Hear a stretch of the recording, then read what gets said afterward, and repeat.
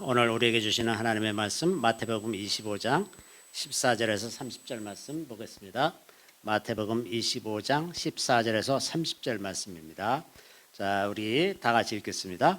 또 어떤 사람이 타국에 갈 때 그 종들을 불러 자기 소유를 맡김과 같으니 각각 그 재능대로 한 사람에게는 금 5달란트를, 한 사람에게는 2달란트를, 한 사람에게는 1달란트를 주고 떠났더니 5달란트 받은 자는 바로 가서 그것으로 장사하여 또 5달란트를 남기고 2달란트 받은 자도 그같이 하여 또 2달란트를 남겼으되 1달란트 받은 자는 가서 땅을 파고 그 주인의 돈을 감추어 두었더니 오랜 후에 그 종들의 주인이 돌아와 그들과 결산할세 5달란트 받았던 자는 5달란트를 더 가지고 와서 이르되 주인이여 내게 5달란트를 주셨는데 보소서 내가 또 5달란트를 남겼나이다. 그 주인이 이르되 잘하였도다 착하고 충성된 종아 내가 적은 일에 충성하였음에 내가 많은 것을 내게 맡기리니 내 주인의 즐거움에 참여할지어다 하고 2달란트 받았던 자도 와서 이르되 주인이여 내게 2달란트를 주셨는데 보소서 내가 또 2달란트를 남겼나이다. 그 주인이 이르되 잘하였도다 착하고 충성된 종아 내가 적은 일에 충성하였음에 내가 많은 것을 내게 맡기리니 내 주인의 즐거움에 참여할지어다 하고 1달란트 받았던 자는 와서 이르되 주인이여 당신은 굳은 사람이라 심지 않은 데서 거두고 회치지 않은 데서 모으는 줄을 내가 알았으므로 두려워하여 나가서 당신의 달란트를 땅에 감추어 두었나이다. 보소서 당신의 것을 가지셨나이다. 그 주인이 대답하여 이르되 악하고 게으른 종아 나는 심지 않은 데서 거두고 해치지 않은 데서 모으는 줄로 내가 알았느냐. 그러면 내가 마땅히 내 돈을 추리하는 자들에게나 맡겼다가 내가 돌아와서 내 원금과 이자를 받게 하였을 것이니라 하고 그에게서 그 1달란트를 빼앗아 10달란트 가진 자에게 주라.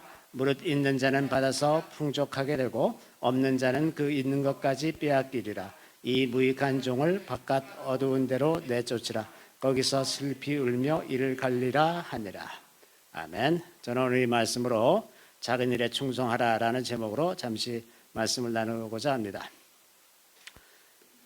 우리가 금년에 전쟁에 능한 용사들을 우리의 이제 금년의 표로 삼고 이 주제로 지금 새해 들어서 설교를 계속하고 있는데 오늘로써 이 작은 일에 충성하라 이 설교를 가지고 이제 신전 설교를 마치려고 합니다. 그동안에 훈련의 기쁨, 분별력을 구하라, 지혜와 능력을 구하라, 그리고 재정의 기름 부음을 구하라 이런 말씀을 드렸고 이제 마지막으로 작은 일에 충성하라라고 이렇게 말씀드리려고 하는 것입니다.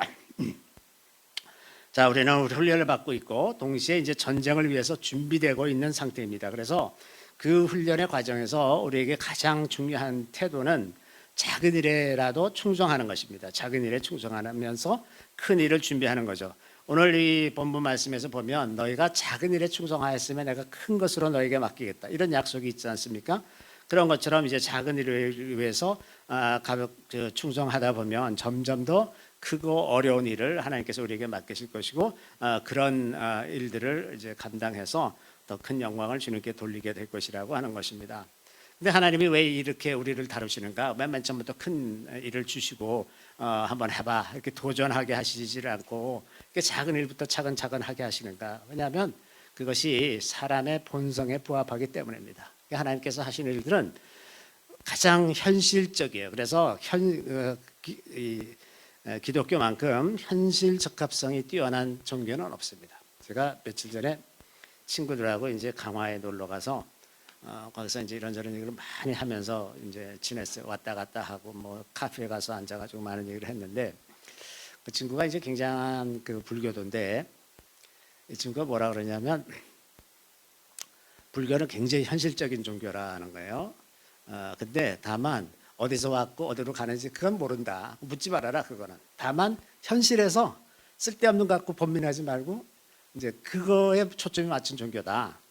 그 말이 맞죠. 근데 더 근본적으로 생각하면 어디서 와서 어디로 갔기 때문에 우리가 현재 어떻게 살아야 된다. 이렇게 해야 완전히 현실적인 종교가 되는 거죠.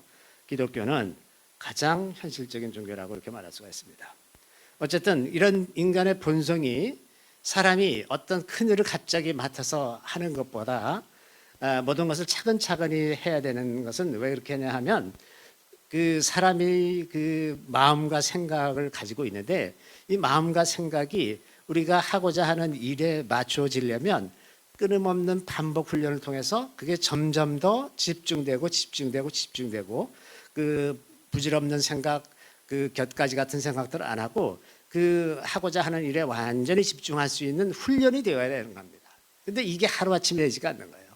사람의 그 마음과 생각은 결코 하루아침에 어떤 형태로 만들어지지가 않는 겁니다. 그러니까 뭐 그 음악하는 사람들이 피나게 훈련해가지고 이제 음악적인 완성도를 높여가는 것 마찬가지로 공부한 사람들도 계속 꾸준히 해서 그 사고방식이나 그 머릿속에 있는 모든 지식이 서로 잘 어느 순간 딱 연결되기 시작하면서 거기서 이제 새로운 아이디어들이 나오고 뭔가 튀어나오는 것들이 나오게 이렇게 되는 거거든요. 그러니까 이렇게 마음과 생각을 모으는 훈련이 우리에게 반드시 필요하기 때문에 하나님께서는 우리를 훈련시키실 때 이렇게 작은 일부터 차근차근 계속 반복적으로 해나가면서 그것이 완전히 준비되도록 그렇게 하는 거죠. 그래서 이런 일을 하다 보면 점차 이제 하나님과 튜닝이 되는 거예요. 튜닝. 주파수가 딱 맞는 그 시점이 오는 겁니다. 그러면 하나님께서 우리에게 일을 시키실 때 우리가 실수 없이 하나님께서 원하시는 대로 잘 할 수 있게 되는 거죠. 오늘 본문의 그 비유는 누가복음에는 이제 열문화의 비유로 나오죠. 거기에서는 그 주인이 이제 열문화를 가지고 이제 종 10사람을 불러서 똑같이 한 문화씩 나눠줍니다. 그 한 문화는 약 그 100데나리온, 그러니까 한 100일 정도의 품삯이죠. 그러니까 가령 요즘 대략 계산해서 하루 일당이 한 10만 원이라고 치면 100일이니까 한 1,000만 원 정도씩 이렇게 골고루 똑같이 다 나눠주고 가서 이것으로 장사하라 이렇게 하신 그 내용은 이제 누가복음에서는 그렇게 나오는데 오늘 본문의 마태복음에서는 이 한 달란트, 5달란트, 2달란트 이렇게 맡기셨어요. 그런데 달란트는 무려 6,000데나리온인데 6,000데나리온. 그러니까 6,000데나리온이면 1년에 한 300일을 일한다 그러면 20년을 일해야 되는 돈이에요. 그러니까 한 10만 원씩 치면 한 6억 정도 되는 겁니다. 한 달란트가. 그러니까 5달란트 받았다 그러면 한 30억 정도 되는 어마어마한 돈을 맡기고 가신 거예요. 주인이. 그러니까 이 엄청난 차이죠, 이게. 그런데 오늘 본문에서는 그 5달란트, 2달란트, 1달란트를 맡기셨는데 그 맡길 때 그 재능에 따라서 이제 주인은 종들을 판단하고 있어요. 그래서 저 친구는 이런 정도가 되겠다. 이런 것을 이제 그동안에 일을 쫙 시켜봤으니까 알겠죠. 저 친구는 이걸 할 만하다. 그래서 이제 5달란트 맡기고 2달란트 맡기고 1달란트를 맡긴 거예요. 그러니까 이 그 마태복음에서는 그 포커스가 하나님의 미리 아심과 그 절대 주권에 좀 더 초점이 맞춰져 있고 누가복음에는 공평하신 하나님에 더 초점이 맞춰져 있는 그렇게 볼 수가 있는 거죠. 여기에 이제 그 재능대로 맡기셨다고 그랬는데 그 재능이라는 단어를 그 헬라어에서 보면 그 두나미스라는 단어를 사용하는데 이 두나미스 이게 다이나마이트의 어원입니다. 그 힘, 능력 이런 건데 이 힘, 능력은 자기에게서 나오는 것이 아니라 선천적으로 주어진 것을 얘기합니다. 그러니까 너희가 오직 성령이 너희에게 임하시면 너희가 권능을 받고 그렇게 얘기하잖아요. 그 사도행전 1장 8절에 그때 그 권능을 받고 그게 두나미스거든요. 그게 두나미스가 하늘에서 오는 겁니다. 내게서 나오는 것이 아니라 하늘에서 오는 것. 그래서 그 두나미스를 주인이 알기 때문에 그래서 거기에 알맞게 주셨다 하는 겁니다. 그렇게 생각하면 어느 쪽이 더 공평한 거냐? 주인이 각자의 능력을 미리 다 파악을 하고 거기에 알맞게 주는 게 공평한 거냐? 아니면 모든 사람에게 무조건 똑같이 나눠주는 게 공평한 거냐? 이것도 생각해 볼 주제입니다. 그죠? 어쨌든 비록 주인이 이제 그 능력에 따라서 나눠줬다고 하더라도 그것을 받는 사람은 그렇게 생각하지 않을 수가 많이 있어요. 그죠? 왜 저 사람은 5달란트 주고 나는 1달란트밖에 안 주냐? 그게 뭐 아무리 큰 돈이라고 하더라도 그래도 기분 나쁠 수가 있다. 왜냐? 사람들은 자꾸 비교하기를 더 좋아하기 때문에 비교해서 거기서 자기의 가치와 정체성을 찾는 그 생각의 습관이 있기 때문에 그것 때문에 오히려 더 기분 나쁠 수가 있다고 하는 거죠. 그런데도 그 이야기를 할 때 그 이야기를 듣던 사람들은 세상에 나도 한번 한 달란트 받아봤으면 좋겠다 이렇게 생각을 할 텐데 정작 당사자인 그 한 달란트 받은 사람은 기분 나쁠 수가 있거든요. 나는 왜 한 달란트밖에 안 주셨나? 그게 어마어마한 돈임에도 불구하고 마음에 흡족하지가 않은 거예요.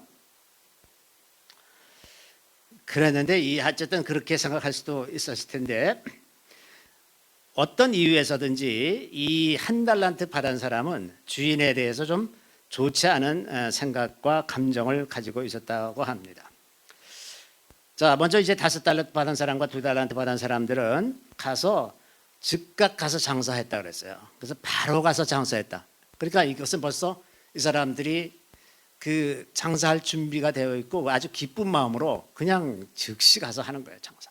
이거면 내가 할 수 있어. 그러고서 바로 가서 해서 엄청 많이 이제 남겼어요. 그러니까 5달란트 받은 사람이 5달란트 남겼으니까 수익률 100% 엄청나지 않습니까? 2달란트 받은 사람도 마찬가지죠. 그런데 이제 1달란트 받은 사람은 가서 그것을 땅에 묻어두었다 그렇게 됐어요. 그런데 그 이유가 그 주인이 엄한 사람이다. 여기 엄한 사람이라고 하는 그 헬라어가 스클레로스라는 단어인데 이거는 그 의미가 절대 굴하지 않는 아주 지독한 사람 이런 뜻이에요. 이런 뜻. 그러면서 이제 이 사람이 그 주인에 대해서 어떻게 생각하냐면 씨 뿌리지도 않은 데서 거두고 흩지 않은 것, 그러니까 씨를 흩어서 뿌리는 것, 이렇게 심는 것 이런 일을 전혀 하지 않고서 거기서 거둘라 그런다. 다시 말하면 남의 거를 공짜로 먹으려 그러는 사람이다. 당신은 이렇게 얘기하잖아요. 근데 가만히 생각해 보면 이게 모순이 있는 것이 지금 자기가 1달란트 받았잖아요. 주인이 공짜로 먹으려 그러는 게 아니잖아. 지금 1달란트 되는 엄청난 돈을 맡겼어요. 맡겼으니까 사실은 이 사람이 가서 주인 일 한다고 이야기하면서 그 1달란트 중에서 뭐 이렇게 저렇게 투자하고 뭐 이렇게 하면서 슬슬 자기 주머니를 채울 수도 있고 했는데 잘 안 됐어요. 뭐 이렇게 핑계 댈 수도 있고 얼마든지 그렇게 할 수 있어요. 그러니까 굉장히 큰 리스크를 가지고 1달란트 맡긴 거예요. 그러니까 투자를 하지 않고서 거두는 악한 사람이라고 하는 이 사람의 생각은 전혀 잘못된 생각이잖아요. 모순 그 자체가 지금 그 안에 모순이 있다고 하는 겁니다. 자, 이런 오해가 있는 건데 그래서 이 사람에 대해서 좀 더 생각해 보는 것이 우리가 좀 도움이 될 것 같아요. 왜냐하면 우리는 이제 성경을 읽으면서 그 좋은 사람, 여기서 말하면 5달란트로 5달란트 남긴 사람이거나 2달란트로 2달란트를 남긴 사람, 우리가 그런 사람일 가능성보다는 1달란트 가서 묻어둔 사람일 가능성이 훨씬 많습니다. 사실은 우리가 성경을 읽을 때 좋은 사람 쪽으로 아이덴티파이 하지 말고 이 나쁜 사람 쪽으로 한번 생각을 해보세요.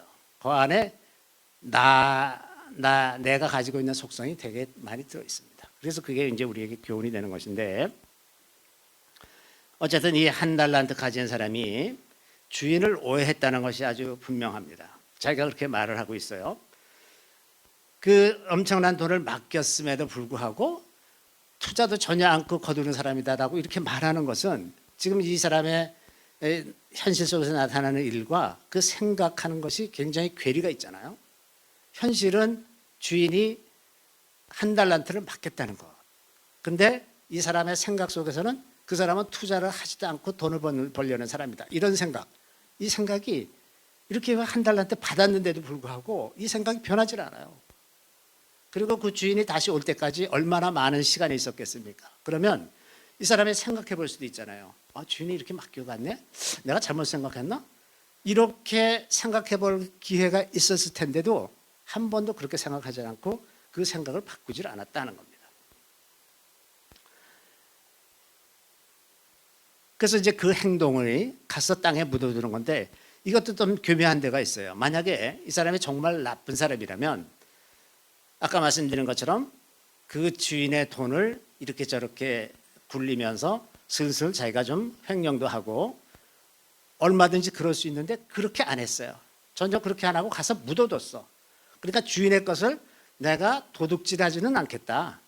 이게 아주 또 분명한 사람이에요. 그죠? 그러니까 어떻게 보면 좀 나쁘지는 않은 사람, 이 정도 생각할 수가 있는데 이게 도대체 무슨 태도인가. 그러고서는 나중에 주인이 오니까 당신은 엄한 사람이다. 그래 놓고서 이제 그래서 땅에 묻어뒀다. 그러니까 주인이 뭐라 그러냐면 왜 그러면 은행에다 맡기고 나한테 이익을 줘야지 왜 그렇게 했느냐. 이렇게 됐잖아요.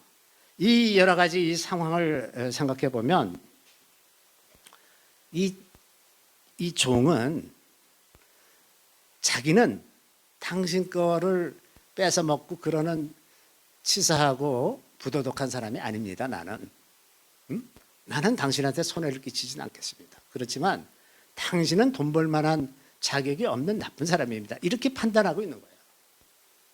그러니까 당신은 돈 벌 그럴 만한 좋은 사람이 아니다. 그래서 땅에다 묻어두고 원금만 가져가라, 네 거. 그래서 이제 마치 종이 주인을 비판하고 판단하는 자리에 있는 것이 분명하다 하는 겁니다. 그죠?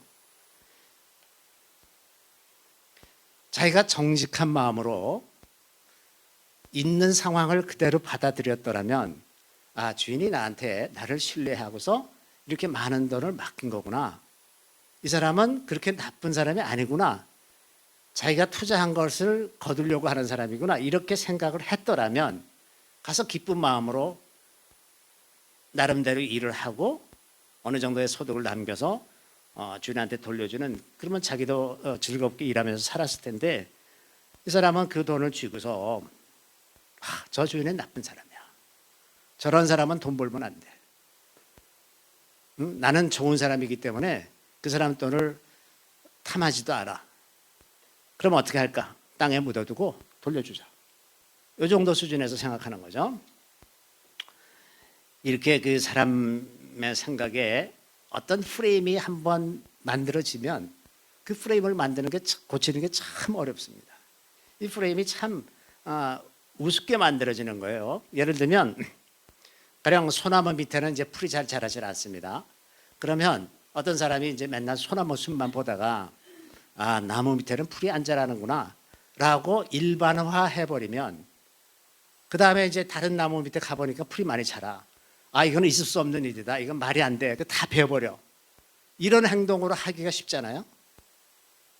그러니까 자기가 경험한 특수한 작은 상황을 이제 일반화해서 그것이 진리인 것처럼 이해하고 생각하는 이런 성향이 사람들 안에 굉장히 많습니다. 왜냐하면 사람들은 복잡하고 넓은 생각을 하기가 너무 귀찮아요. 아주 게으르고 그렇게 생각하려면 너무 힘들고 그러니까 안 한단 말이죠. 최근에 제가 온라인 바이블 스터디를 이제 유튜브에 올리니까 어떤 분이 거기다 댓글을 달았어요. 이분은 율법이 폐하해졌다고 믿는 사람이야.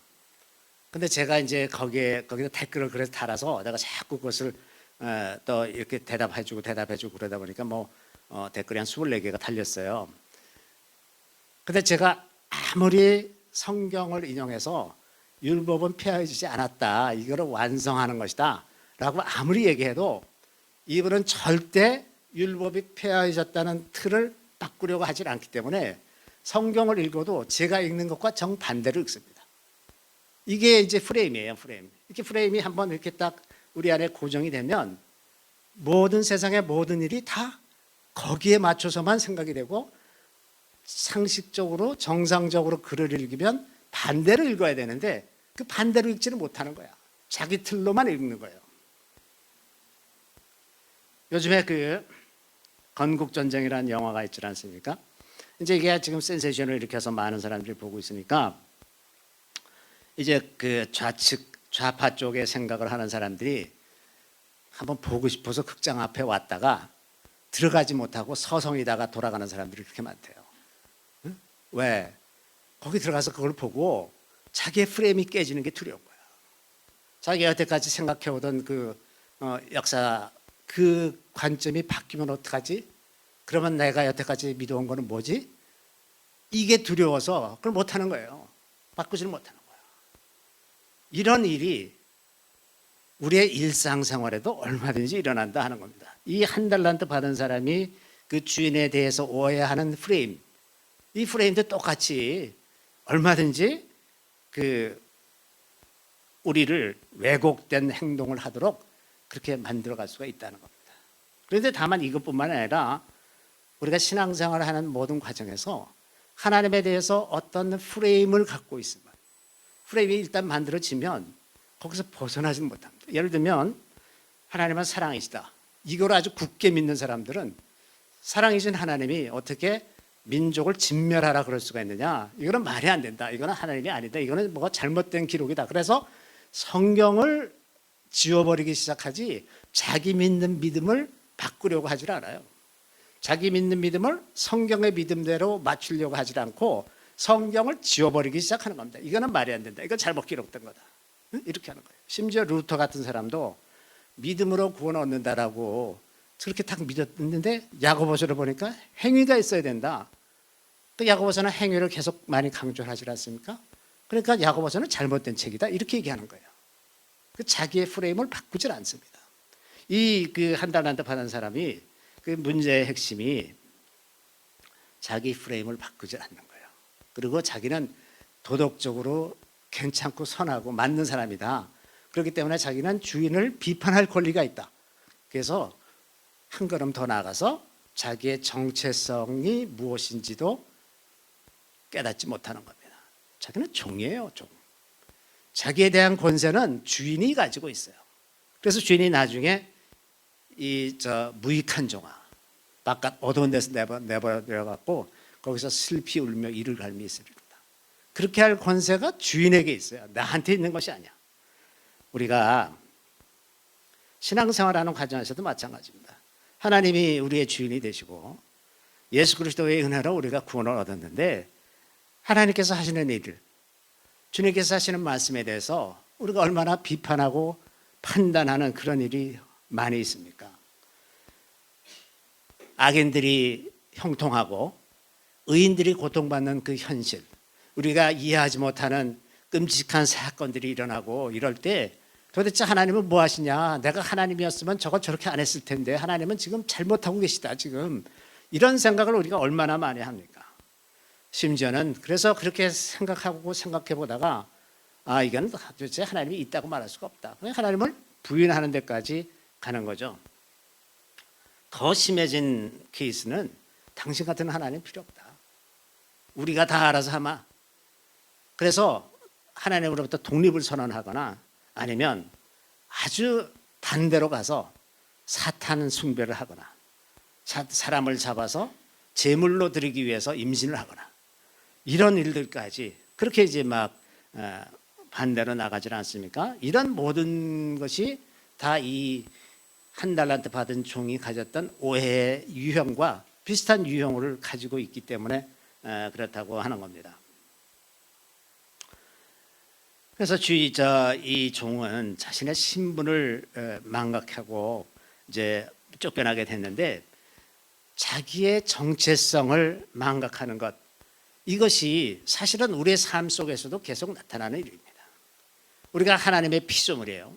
누구나 다 하나님의 피조물입니다. 그런데 그러면 당연히 우리는 하나님의 것입니다. 하나님이 우리를 만드셨으면 우리를 임의로 쓰실 권리가 하나님께 있고, 우리를 징벌하고 폐기할 권리도 다 하나님께만 있습니다. 하나님은 우리의 주인이야. 그리고 우리는 예수 그리스도를 통해서 하나님의 자녀가 되었어요. 그래서 우리의 핵심적인 정체성은 우리가 하나님의 피조물이라는 것과 하나님의 자녀들이라는 것, 이게 우리의 핵심적인 정체성입니다. 이것은 벗어날 수가 없습니다. 그런데 안타깝게도 이 핵심적인 정체성 위에 바로 서 있는 사람은 솔직히 별로 없습니다. 별로 없어요. 오히려 더 하나님에 대해서 손가락질 할 수 있고, 이렇게 저렇게 비판도 할 수 있고, 또 하나님의 자녀임에도 불구하고 남의 자녀인 것처럼, 사탄의 자녀인 것처럼 살아가는 사람들도 얼마나 많은지 알 수가 없습니다.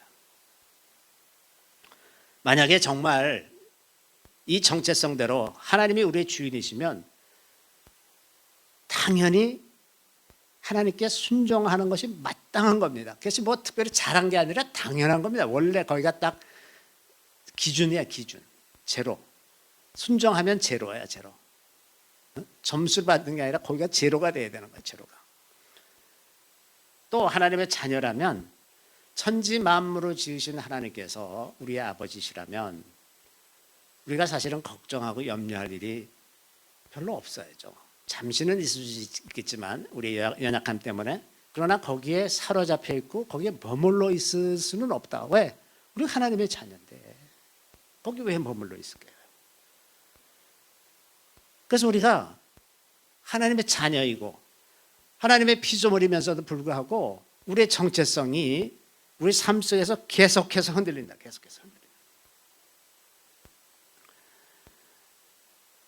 그래서 이 정체성이 막 흔들리고 그러면 때로는 이제 하나님께 저항하는 사람이 되는데, 어떤 때는 적극적인 방법으로 하나님을 거스르는 사람들도 있지만 또 소극적으로 거스르는 사람들도 있어요. 아주 대놓고 덤비기는 좀 어려우니까 뭐 예배에 슬금슬금 빠지기 시작한다거나, 뭐 이렇게 헌금하는데 게을러지기 시작하거나, 봉사도 게을러지기 시작하거나, 슬슬 이제 저항하는 거죠. 소극적으로. 이렇게 살아가는 이런 것들과 이 한 달란트 받은 종이 하는 태도의 뿌리가 같은 뿌리라고 저는 이렇게 생각을 합니다. 우리가 주인에 대해서 오해를 하면 나에 대해서도 오해를 하는 거예요. 그죠? 그 관계가 오해가 됐기 때문에 주인을 오해하면 내가 나에 대해서 오해하는 겁니다. 내가 종이라는 사실을 오해를 하는 거야. 그러면 그 오해 때문에 내가 하지 말아야 될 행동들을 하게 된단 말이죠. 그런 말을 하게 된단 말입니다. 이 한 달란트 받은 사람처럼. 그래서 이런 그 오해, 이런 오해들을 풀어내기 위해서 반드시 우리가 나타나는 현상을 두고서, 가령 그 주인이 이 한 달란트 받은 자에게 한 달란트를 주신 그 사실을 두고서 자기의 생각과 마음을 점검을 해봐야 될 텐데, 점검하면 금방 알 수 있는 일이잖아요. 객관적으로 이 일을 받아들이고 생각해 봤다면 내가 생각하던 그런 주인이 아니구나 하는 걸 금방 알 수 있는 거잖아요. 금방 알 수 있는 일인데 그걸 하지 않는단 말입니다. 그래서 우리 마음이 계속해서 이 정직하게 나타난 현상을 대면하고 그것을 하나님께서 어떻게 하시려고 하는가 하는 하나님의 관점에서 보기 시작하면, 그러면 우리가 굉장히 심플하면서 우리의 정체성을 상실하지 않고 자기 위치에서 제대로 살 수가 있을 것이라고 하는 겁니다. 사람 간의 신뢰는 하루아침에 만들어지지 않습니다. 그렇죠? 오랜 시간을 거쳐서 교제하고 대화를 나누고 어떤 일을 같이 하고 이러면서 사람 간의 신뢰가 만들어지는 건데, 하나님과의 관계도 마찬가지입니다. 종종 어떤 초자연적인 일들을 경험하면서 하나님에 대한 신뢰가 갑자기 확 상승하는 그런 경우들도 있지만, 그것만으로는 충분하지 않고 일상생활 속에서 계속해서 하나님에 대한 신뢰가 만들어져가는 과정이 필요하죠. 그래서 이 하나님에 대한 신뢰를 만들어 놓은 과정에 꼭 필요한 것이 작은 일에 충성하는 겁니다. 하나님에 대한 신뢰가 큰 일을 통해서 만들어지는 것이 아니라 작은 일에 누적으로 만들어지는 거예요. 그 작은 일에 누적이 필요한 이유는 우리의 마음과 생각이 거기에 맞춰져야 되기 때문에 그렇습니다. 우리의 마음과 생각이 어떤 큰 일에 의해서 순격으로 만들어지는 것이 아니라 작은 일에 누적으로 그런 신뢰가 만들어진다고 하는 겁니다. 그래서 작은 일에 충성하는 것이 우리에게 너무나 필요한 거죠. 이 충성이라고 하는 말은 그것을 지키는 과정에 어려움이 있다는 것을 전제하는 겁니다. 만약에 아무런 어려움이 없다면 충성한다고 말할 필요도 없어요. 그냥 저절로 되는 거면 충성이라는 단어가 필요 없어요. 이 충성이라는 단어는 환난과 난관을 통과하면서 그것을 지키는 것입니다. 그것이 충성이에요. 그러니까 우리 삶 속에 들어오는 여러 가지 역경이나 환난을 충성스러운 마음으로 이겨가는 거예요. 충성스러운 마음으로. 여기가 이제 충성입니다. 충성. 어떤 사람들은 하나님께서 주시는 일들이 너무 시시해서 가시가 뭐 아예 좀 큰 일을 맡기시면 좋지 뭐 그런 거 가지고. 제가 예전에 이제 그 양구를 그 매주 이렇게 다니면서 기도를 하고 그러는데, 이제 어떤 그 목사님들은 그 사역을 부러워하는 거야, 사역을. 그래가지고 그 사역을 자기한테 넘기면 안 되냐. 그래서 아유 제발 가져가시라고, 나는 이거 안 하면 좋겠다고. 이게 일이 크건 작건 간에 좀 큰 일을 해서 이 일을 통해서 내가 좀 드러나고 사람들에게 인정받는 그런 일이 되고 싶어서 하는 행동은 자기를 위해서 하는 것이지 주인을 위해서 하는 게 아니에요. 그죠? 주인을 위해서 한다면 작은 일이건 큰 일이건 시키는 일을 하는 거야. 시키는 일을 하면 돼. 그런데 자기를 위해서 일하는 사람은 좀 다른 사람들의 주목을 끌고 좀 사람들 사이에서 유명해지고 그런 일을 하면 좋겠어. 그래서 이걸 주제로 해서 뭐 사람들을 끌어모으고 돈도 끌어모으고 이러는 그런 사역을 했으면 좋겠다 하는 그런 사역의 욕심을 내는 사람들이 얼마나 많은지 모릅니다.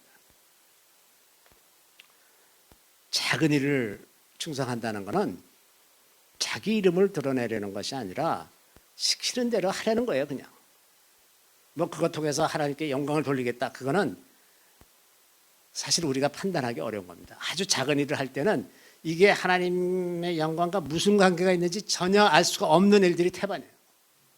그렇죠? 그런 일을 그냥 시키는 대로 하는 겁니다. 시키는 대로 하다 보니까 그것이 연결되고 하다 보니까 이게 점점 커지는 거죠.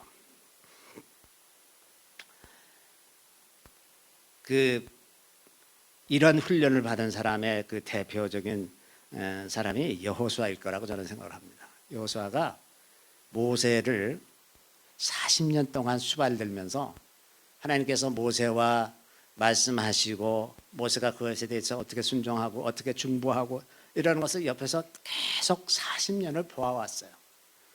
그러다가 이제 모세가 죽고 나서 여호수아가 리더십을 이어받아서 가나안 땅으로 이제 이스라엘 백성들을 이끌어 가는데, 이 여호수아만큼 그 순종이 완벽했던 사람은 없습니다. 성경의 모든 기록을 봐도 이렇게 완벽하게 좋은 리더는 없었어요. 그 40년의 훈련이 있었기 때문에 아주 매끄럽게 자기의 주어진 일, 그 가나안 땅을 정복하는 가장 큰 일을 그렇게 잘 감당했던 것을 볼 수가 있습니다.